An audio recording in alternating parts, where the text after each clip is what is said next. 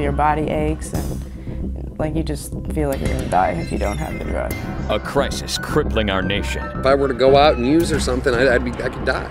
Opioids overpowering and changing lives in an instant. She was crumpled up on the floor.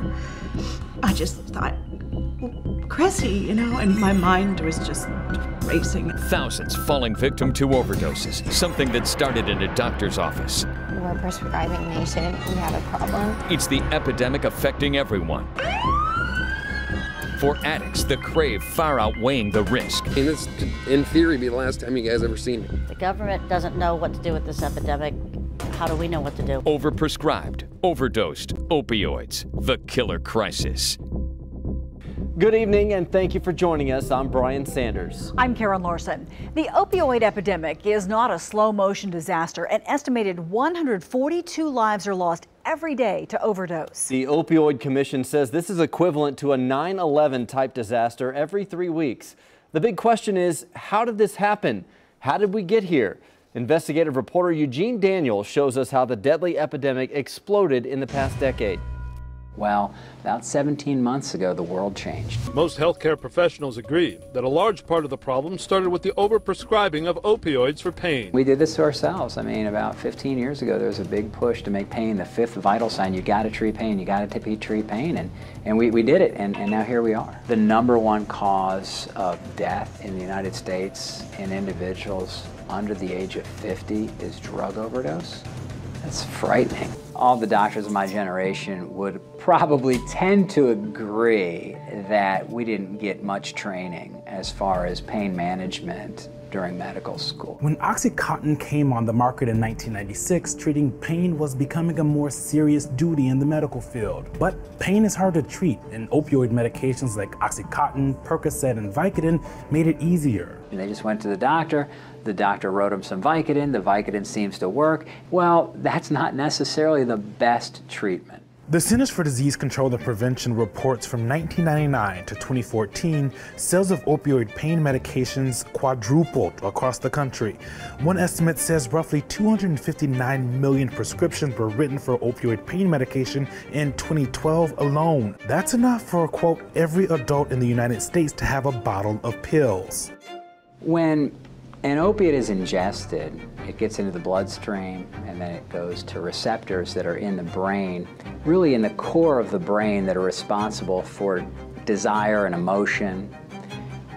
And it floods these areas of the brain with dopamine, which is a potent neurotransmitter. And essentially an addicted person has this core portion of the brain hijacked by the addiction. By 2012, commonly prescribed opioids were killing thousands each year because of overdoses.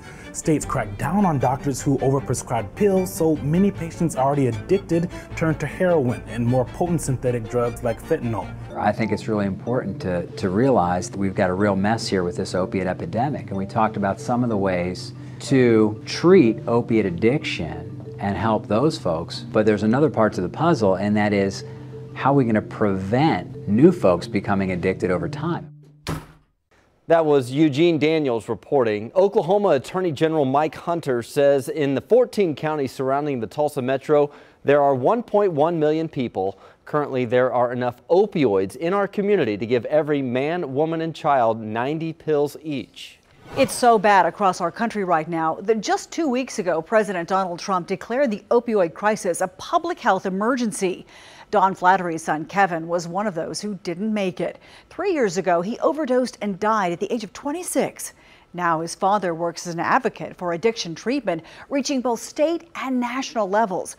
He was in Washington for the president's announcement. The importance of the statement is it's a matter of leadership, that the President of the United States is telling the American people we are in the midst of a major public health crisis that must be addressed. The president's emergency declaration lets people in remote areas access medical help by phone or computer. It also allows the Department of Health and Human Services to hire more specialists faster. The opioid crisis hit hard for one local woman. Michelle Evans' brother died after a long battle with addiction to pain pills. She turned her heartache into hope and help for others going through the same thing. 2 Works 2 anchor Shara Kimiko sits down exclusively with Mrs. America 2015. When you see Michelle Evans, you think she has the perfect life. She's smart, she's gorgeous. There is simply no way that she could have any sadness or pain in her life. But the one thing that kept pain from creeping into her brother's life ultimately took his life. It's a story told one too many times. It's her story, her platform, and her change she intends to keep. The whole reason for me doing it was for my platform, prescription drug abuse and prevention, because it's something that hits home for me. Michelle had always been a soccer player, like her older brother Josh. She had never done a pageant. But when she walked onto that stage for Mrs. Oklahoma 2014, for her brother Josh, she won. Then she won again at Mrs. America 2015. Mrs. Oklahoma is 30-year-old Michelle Evans. And at Mrs. World, she was top 10. But behind her tiara and sash, there was heartache for her older brother, Josh. My brother was 29 when he passed away from his own prescription of Oxycontin. It's hard not having him here and knowing that he's never met the most important thing in my life is my children. They know my brother from a picture. Josh Evans, a star soccer player for Union High School in 2007, a son, a brother with a heart of gold. He would let you score the game-winning touchdown, or, if there was somebody with a disability or somebody that was a shy person in the room, he would make you feel at home and you would be his new best friend. He just had this great quality about him. But things turned bad after a freak injury on the soccer field. He was slide tackled one night playing against Broken Arrow. His bone was exposed, and by the time he got to the hospital, they almost had to amputate his leg. Within 10 years, Josh had 8 surgeries on his back or leg. At first, the Oxycontin he was prescribed for his pain was legitimate, but then things turned from bad to worse. There was a time that he was doctor shopping. He could walk in and get any prescription from any doctor. He was prescribed 80 milligrams of Oxycontin every 3 to 4 hours with Roxycodone PRN on top of that. We had notified his physician and we said, Josh is abusing his prescription medication. We need to get him some help. And because of HIPAA laws, because of, just patient confidentiality, they continued to give him his prescription. Soon, the bittersweet hell of Oxycontin sucked Josh in. Michelle and her parents were blocked out and life for Josh was cut short. I answered the phone and I knew something was wrong because he couldn't speak. I already knew. He was walking home and he just collapsed. And so it was by my parents' house, but it was in a field. So they actually didn't find him for a couple days. The toughest part for me was that I wasn't there. That was Shara Kimiko. Coming up, see how Michelle uses her platform to shed light on this deadly crisis and what she wants to see changed here in Oklahoma. The most surprising part about this deadly epidemic is that it's hitting suburban areas the hardest. New data shows overdoses in suburbs of large metro areas are now outpacing all other communities. It's what some consider a silent epidemic because it's uncomfortable to talk about in many communities. To make the battle against opioids worse, the black market is flooded with a new and stronger drug called carfentanil. It's 10,000 times stronger than morphine and is spiking overdose deaths all across the country. Tonight, reporter Angela Hill takes us to the front lines where the focus is on trying to keep people alive. It's a drug many never see coming. It will put you down quickly. So potent it can tranquilize an elephant. No doubt it's a game changer. Leaving potentially thousands dead in its wake. We had more deaths from carfentanil than we'd ever had from any one drug, ever. We started getting all these calls. Hello? We need an ambulance at Sycamore Street. Hey, hurry up now! These people showed up my house and they're dying. Initially, it was very overwhelming. Every ambulance that we had in the city of Huntington went to this neighborhood because we had so many people overdosing. This is a drug used as a veterinary tranquilizer for very large animals. A deadly synthetic opioid 10,000 times more potent than morphine, barely noticeable in this tiny vial. It takes only a few grains to kill someone, and it's usually mixed with heroin, cocaine, or Xanax. This is unique to the United States. If you just drove around out here, you wouldn't know that there was an opiate crisis going on. Chief Jeffrey Goldman says here, carfentanil has changed how police work is done and how first responders respond. You don't know what you're dealing with. They wear masks and gloves and things like that to test everything, because of small amounts can get them really sick or kill them. It can still be ordered off the dark web and delivered directly to buyers' front doors across the nation. We know that carfentanil comes from China. We also know that carfentanil comes from Mexico. It's very, very strong, and it's something that people are demanding here in the United States. As more communities are losing loved ones to this deadly drug, little is known about its full impact and reach across the nation. I don't think anybody has an answer. I truly don't. That was Angela Hill reporting. She showed us just how little carfentanil it takes to overdose. But take a look at how it compares to heroin and fentanyl. On the left, you see heroin isn't a lot, but compare that to fentanyl, which is clearly a lot less. And for carfentanil, just a tiny grain. Now, we did check with Tulsa County. There have been no reported overdose deaths from carfentanil through the first quarter of this year. One of the strongest tools fighting opioid overdoses is the drug naloxone, also known by its trade name Narcan. It works within minutes to reverse the effects of an overdose by blocking receptors in the brain from opioids. The powerful antidote is now carried by first responders across the nation. In fact, Tulsa police have saved 34 lives since officers started carrying it. Next, we check back in with a former Mrs. America on how she's using her platform to start a conversation about our opioid crisis. And later, see what Oklahoma is doing to stop this killer crisis.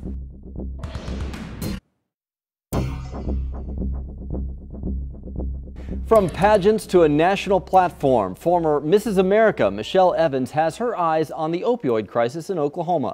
Shara Kimiko looks at how she's fighting this deadly problem that's really crippling our state. It was not uncommon for Michelle's older brother Josh to be gone for a few days or even a week. That's unfortunately what drugs can do to you. Make you numb, make you not care. But the day Michelle Evans got the call, she knew her brother Josh, just 29 at the time, was not coming home. She says she knew Josh died because of a prescription drug overdose. The toughest part for me was that I wasn't there. You know, I was in New York so far away. I picture him in a field just at peace that he didn't have to struggle anymore. Unmasking the ugly truth of prescription drugs. Josh gobbled the pills down to numb the pain, but Michelle's pain is still there. What makes me mad, this wasn't a freak accident. This was something that could have been prevented. I think that if he was never prescribed OxyContin, he would still be alive. I 100% believe that. Today, Oklahoma is making steps toward change when it comes to prescription drug abuse and prevention. But nationally, we need to do so much more. Oklahoma is in the top 6 for the most prescribing states in the nation.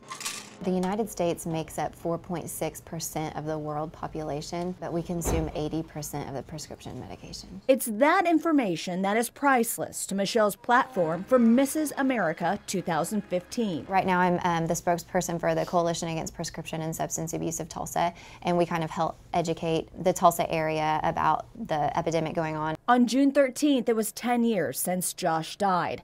A lot has happened in a decade, but not enough to stop a spiraling epidemic. The year that my brother passed away, the OxyContin company wrote a letter and was apologetic for not declaring how addictive that their medication is. 100% it's changed me. You know, it makes me be present in the current situation. When I'm with my babies, I'm with them. It shows you that life is short. Love your family and just not to waste time. Michelle says the amount of prescription drugs that Josh was taking was equivalent to what is given to a stage 4 cancer patient when they're going through chemotherapy. Michelle's website that she helped start for her platform for Mrs. America is drugfreeok.org, which is a partnership for drug-free kids where families can find answers and help for free. Shara Kimiko, 2 Works for You. A heartbreaking story out of Georgia. Opioids claimed the lives of 2 childhood friends on the same day, just a half-mile apart. 18-year-old Dustin Manning and 19-year-old Joseph Abraham both died after ingesting a dangerous mix of heroin and fentanyl. The boys began experimenting with drugs in middle school. Now their parents are barely surviving their grief. We wanted to have 2 children because we wanted them to have each other. And now Matthew's an only child. I'll never be the person I was. It didn't take much to kill Dustin Manning. The toxic mix in his body, the equivalent of only about 3 grains of salt. The teenager died less than 30 seconds after sniffing the drugs. Here in Oklahoma, the state attorney general is requesting help from the federal government to fight the influx of opioids. AG Mike Hunter blames manufacturers and distributors for contributing to these deadly numbers. According to Hunter, nearly 1,000 Oklahomans die every year from opioid addiction. The vast majority of doctors, prescribers are doing exactly what they need to do to take care of their patients. But there's this minority within a minority that are pushing millions of pills. Hunter sent a letter to the feds wanting those companies to be held accountable. He says he's ready to work with the DEA and the Justice Department to do whatever it takes to stop the crisis. For the Cherokee Nation, the opioid crisis is reaching a critical level. It's so bad, the nation is suing wholesalers and retailers of opioids, saying they haven't done enough to prevent tribal members from getting illegally prescribed drugs. The lawsuit alleges those companies benefited financially from opioid abuse. The Attorney General for the Cherokee Nation calls the people who push these meds drug dealers in lab coats. 2 Works For You reporter Tony Russell sits down with him to see what the next move is for his people. The manufacturers and the distributors and the retailers, all they have to lose in this matter is money. And money is their driving force.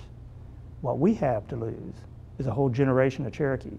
Cherokee Nation Attorney General Todd Hembry is gaining national attention for one of the first lawsuits against companies that produce and sell opioids. We believe that this courtroom that we're sitting in is going to be the site of the first opioid trial in the nation. Hembry says a staggering amount of Cherokee babies were being born addicted to prescription opioids. And we saw time and time again that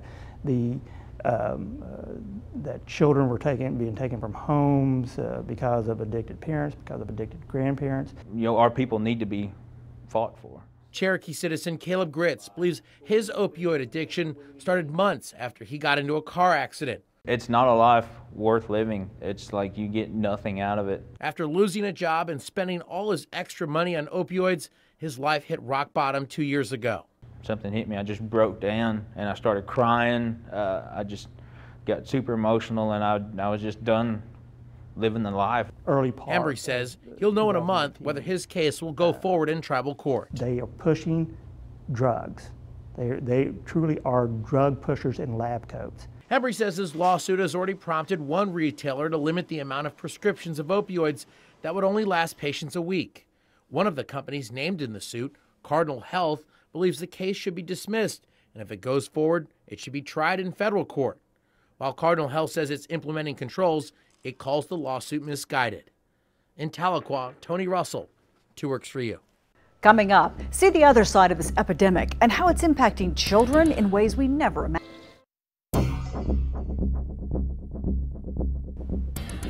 The opioid epidemic is having a big impact on kids in ways you might not expect. Poison control centers across the country are now getting 32 calls a day from families with a child exposed to opioids, about 1 call every 45 minutes. A lot of times kids get into pills because they were left out on the counter or left in a purse. Teens also get them from medicine cabinets that aren't locked.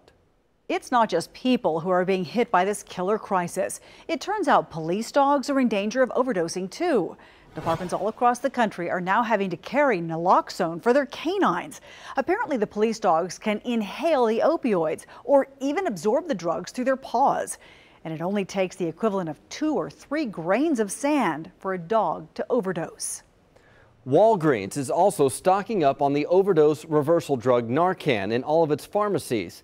In most states, you'll even be able to get Narcan nasal spray, the brand name of the drug, without a prescription. The drug does not have any adverse effects for people who overdose on some other drug. Walgreens is also going to start letting people know about Narcan when they pick up a prescription for opiate-based medication.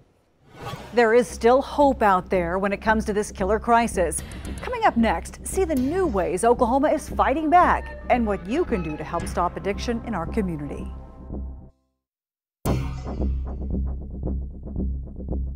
There is a little bit of a change in this killer crisis. The CDC says the number of opioid prescriptions has dropped, but it's nowhere near under control yet. Back in 2012, there were a staggering 81.2 prescriptions for every 100 people. By 2015, that number dropped to 70.6 as doctors realized how serious it was becoming, but it's still triple what it was in 1999. An addiction treatment center manager says it's not just prescriptions either. Addicts are moving on to another drug. Because the prescriptions are dropping down, then you see an increase in heroin, and heroin's getting stronger and stronger because it's cheaper and easier to get. He says addiction to opioids and other drugs won't go away until all aspects of addiction, like mental health, are addressed. A new state-of-the-art addiction and mental illness treatment center hopes to fight this deadly crisis here in Oklahoma. The Integris Arcadia Trail Center for Addiction Recovery hopes to open in 2019 in Edmond. It will offer programs from 45 days up to a year. We'll have a treatment center here that will rival those in other parts of the country. That's our desire. We want to be a world-class center. And then you combine the addiction with the mental health and with the trauma and the specialists that we will have surrounding the patient and the family, because this is a family journey as well as a patient's journey. It creates a compelling opportunity to stay in Oklahoma. The center promises the most modern clinical model and will offer inpatient and outpatient services. You also have the power to fight this deadly crisis, and it all starts with your medicine cabinet. A recent study suggests 9 out of 10 of us don't use all of our prescription painkillers, and only 1 in 10 properly disposes of what's left, which is usually more than 10 pills in a bottle.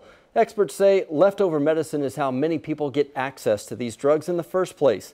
So now's a good time to take inventory. Lock up any unused meds until local law enforcement holds a drug take-back event. You can also check with your pharmacist on the best ways to get rid of them. We'll be right back.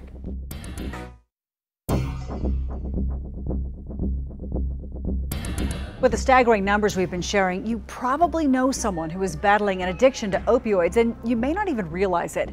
Experts say it's up to all of us to pay attention and reach out to offer help. We need to know the warning signs and where to turn. So we posted that information on our website for you, kjrh.com. Thank you for watching our special report, Killer Crisis, the Opioid Epidemic. Good night.